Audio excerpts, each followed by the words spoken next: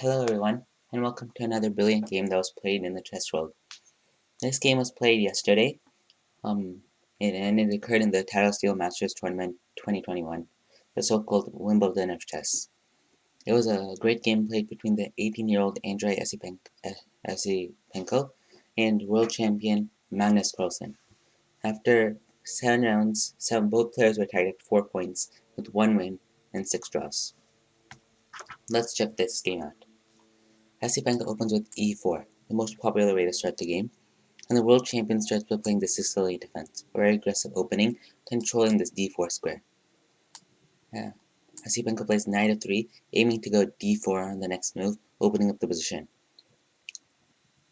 And now usually Magnus Carlsen in this position will choose the move knight c6, leading to the Sveshnikov Sicilian after d4, c takes d4, knight takes d4, knight f6, knight c3, e5, and knight bd5.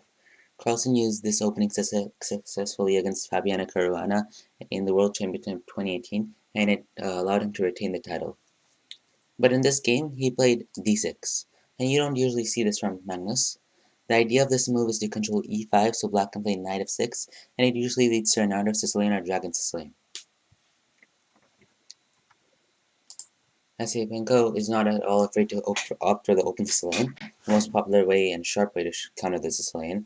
Basically, White is saying, you haven't developed a single piece, so I'm going to try and seize the initiative by opening up the position and getting all my pieces out.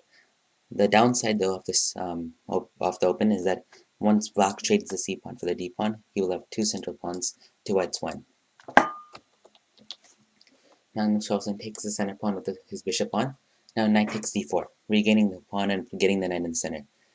Esipenko already had this position previously in the tournament, twice, and in one game he played queen takes d4 against Maxime Rocher-Legrave early in the tournament.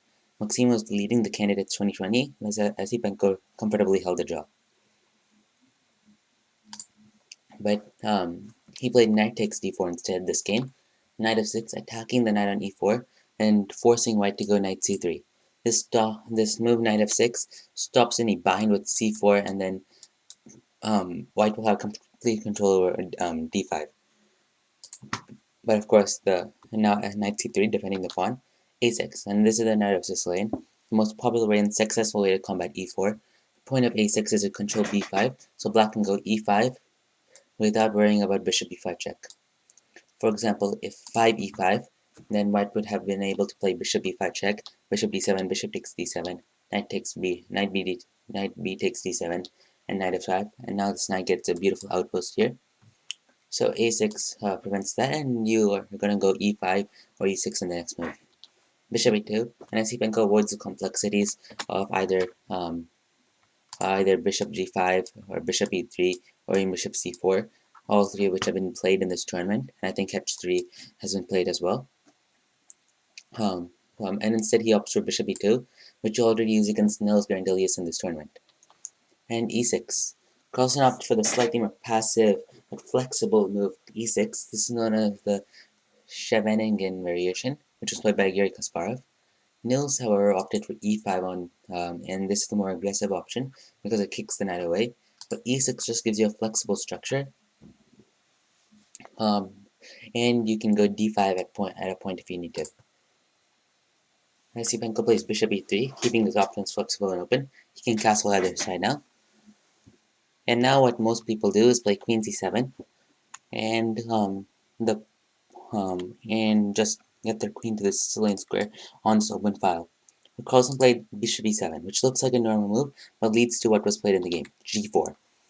Queen c7, however, would have avoided this g4 move, because black has d5, and after e takes d5, bishop b4.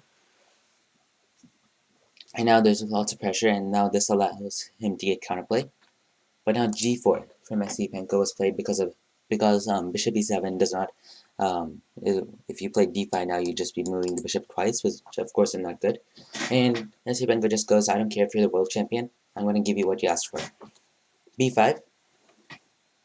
Now Carlsen keeps looking for the sharpest line in the position and counters with b5, looking for queenside development. g5. Esipenko shows that he's done his homework and continues with his idea, pushing the pawn to g5, taking away the knight, retreating the knight, a3. And now Esipenko says, I don't care if I'm giving up my g-pawn, I will stop your counterplay with b5 and continue my attack. This was an original novelty by Ivanchuk in 2010 against Parimahan Negi. Bishop takes d5, Carlsen grabs the pawn, now queen d2. And now if you switched on a computer, it would tell you that despite being down a pawn, white is better here because of his development, the open g-file, and how close he is to castling. Well, white has still black has a lot of work to do. Now bishop takes e3. When you're down in development, you generally want to trade, but this is slightly subpar because it brings the queen to a more active square for one, and it also weakens the g-pawn as well as the dark squares. In the game between Ivanchuk and Negi, Negi played bishop f6. This protects the g7 pawn, and and gets the bishop on the long diagonal, and I think this offers black a bit more solid position. But Carlsen played bishop e3 instead. Now queen takes e3. Now white has long-term compensation for the pawn, with the target of g7 and the target on d6. He can go f4, f5, castle queenside, and maybe sack on b5, and so on. Black is living dangerously here. Now normally in this position, black players will go queen e7, and this would have been very good for Carlsen, followed up by development of the queenside, then castling short with d6, g6. But Carlsen goes for a very dubious queen move, queen h4. Now this was a novelty, and it was it had never been played before. But unfortunately for Carlsen, the computer rates it as bad as about trying to go for squares made as white. As far as I know, there's no real point to this move.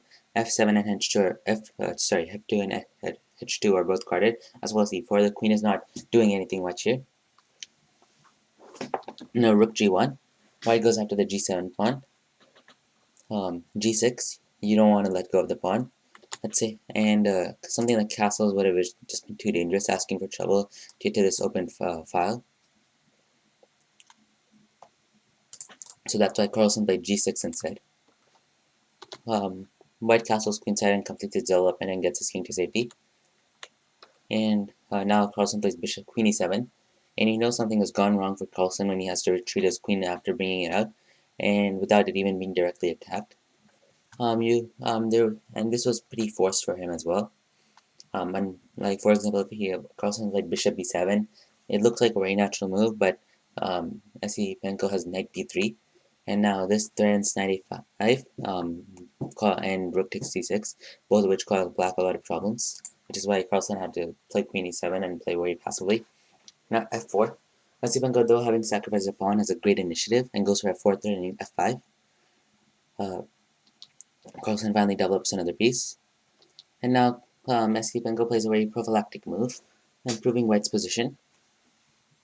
Black is a very difficult move to play, as all of his options give him problems. But what he chose in the game was very subpar. Normally, the computer recommends e5 right now, which looks good, as it threatens to capture on f4 and make a square for the knight. But white has knight b3 again, and once again the knight is coming to a5 or d5, this knight on c3, and d6 is also a target, but the computer likes this because it just simply offers black some chances to hold the draw. Black could have also castled, but h4, h5 would have come, and the attack looks very strong, and black cannot do much. But both of these options would have been better than what was played in the game, knight c6, which is the most natural move, of course, but it causes concrete tactical problems for black, problems which I'm surprised Carlsen did not calculate.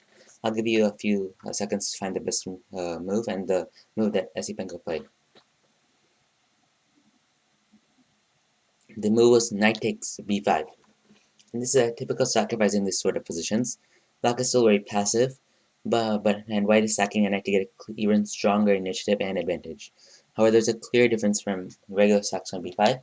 Instead of taking back on b5, which wouldn't have been losing per se, but after knight takes b5, black can just castle. And I have a feeling this is what Magnus calculated, because after knight takes d6, black has knight f6, and then after e5, both sides still have lots of chances for the win. But Magnus still has an extra piece, of course, which is what he might have calculated and said, okay, I'm fine after knight c6. But what he missed, and what you had to calculate in order to see knight takes b5, was knight takes c6.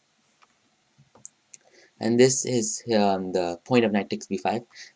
This is not your typical knight capture, but it's incredibly strong because after bishop takes c6, you have queen c3, attacking both the bishop and the rook. Black cannot defend both at once, and he had to make a decision here. And of course, Carlsen had to protect his rook and castle, getting the rook and king to safety. Now queen takes c6. Now white is attacking both d6 and b5.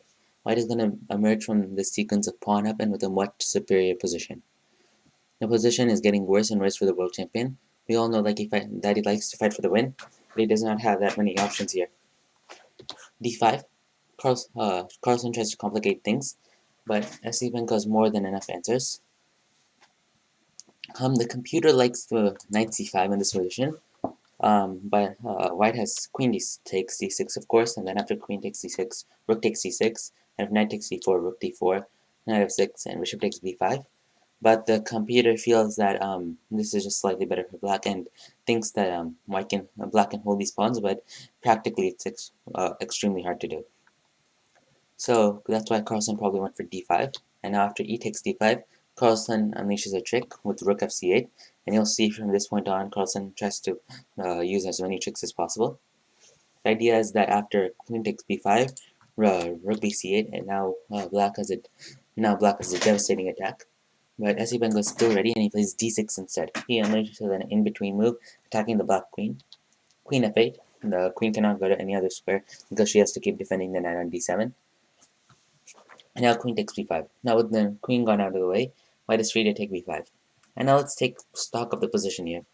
After 22 moves, an 18-year-old kid in his first game against the world champion, who some consider to be the greatest player of all time, and he has a winning position in what is considered to be the best defense to e4, the Art of Sicilian. He's not up one. He's up not one but two pawns, and has four passed pawns: the d pawn, the c pawn, the b pawn, and the a pawn, and a much more active position. I don't know about you, but I think that this is just insane, especially when this is coming in the classical time format and at one of the most honored chess tournaments, the Tata Steel Masters. In fact, that all Esipenko needs to do now is avoid Magnus' tricks and just convert the position properly. Magnus plays rook bc8, trying to attack white's queen side, and now queen c4. This stops rook a4 and goes for activity or defense. And Esipenko just says, I don't care about this a pawn, you can just take it. Some people might have played queen d3, which looks natural as a defense a3, but now Magnus has the move from rook a4. And now this just covers the d file, so queen f6 is a move now, and now queen d4 is no longer a move because of rook a4, and this would have been devastating for Esipenko, sorry. Though the computers think that the position would have been somewhat holdable. So that's why queen c4 is played, just to avoid these rook a4 tricks. Queen takes a3, rook takes a3, Carlsen attempts to picks up another pawn, and now queen c7. Esipenko offers a trade of queens, which is a good decision, heading for an endgame pawn up. And now, of course, Carlsen cannot trade, but queen takes c7, d takes c7, and now the rook has to move, and if rook b7, then c8 equals queen, and if rook c8, then b takes a3, and white is winning in both cases. And after queen c7, if queen f6, then of course then there's move queen takes b8 check. After knight takes b8, you can play bishop takes b takes a3, and now two rooks are better than the queen, and the passed pawn is more than enough compensation. And of course back here you cannot take the knight because of checkmate. So Carlsen had to play queen e8, which was only move for Carlsen, who wanted to avoid the queen trade and the simplifications. And now rook g5. Esipenko just keeps proving that he's sharp and is destroying all of black's counter chances.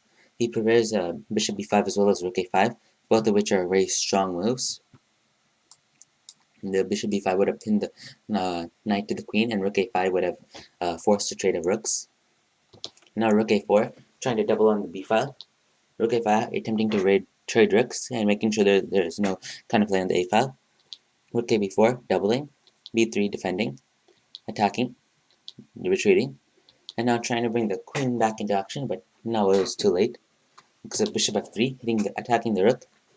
And now something like rook c8 would have run into the simplification bishop takes b7. After rook takes c3, rook a8. And after if queen takes a8, bishop takes a8. And now the position is just simplified and Esipenko is just winning. So that's why Carlsen opted for rook b4, hitting the rook on a4. Queen c7. The queen returns to this very unpleasant square. And now again, Carlsen has to be careful not to lose this game too quickly. Something like queen e8, then bishop c6, or h6, then just f5, just breaking open the position. And Carlsen just thought for a bit and chose queen f6, but saying just if you take my knight, then you'll just get mated. And this would have been a miracle comeback for Carlsen. But Esipenko keeps proving that he's sharp enough to win and is not going to get swindled and plays rook a8. And this move just simplifies. After rook takes a8, exchanging, recapturing. And now just one more trick now from Carlsen, threatening rook takes b3. But Esipenko keeps his cool with king b2. And now rook b5. If the knight had moved anywhere here, sorry, if the knight had moved anywhere, d7 would have won on the spot. So that's why rook b5 was played instead. And now queen takes d7, finally picking up the knight. And now rook c5, threatening c2, but as always, Esipenko goes prepared. And now rook c1, and after queen takes f4, winning a very useless pawn. Queen e8, attacking the king. King g7, getting the king to safety. But after d7, Magnus Carlsen resigns. And there's nothing Black can do to stop promotion and an eventual checkmate. And Carlsen just has to resign. And he could do pretty much do nothing. If queen d4 check, then c3, then queen d2 check, then rook c2. Now there are no more checks and Carlsen is toast. Painful loss for Carlsen. You usually don't hear anyone saying that. The last time he lost to a teenager was when he lost to Anish Giri in 2011 in Waikanze and to the Tata Steel Masters as well. But this is the first teenager he's lost to in classical chess as world champion. But you have to give credit to Esipenko. He played an outstanding game start to finish. Unlike other people who played Magnus early in this tournament who just tried to liquidate the position, Esipenko just went for the kill and came out on top. I hope you enjoyed the analysis and the video, and if you did, please consider subscribing to support my channel. I'll see you all soon and have a great day.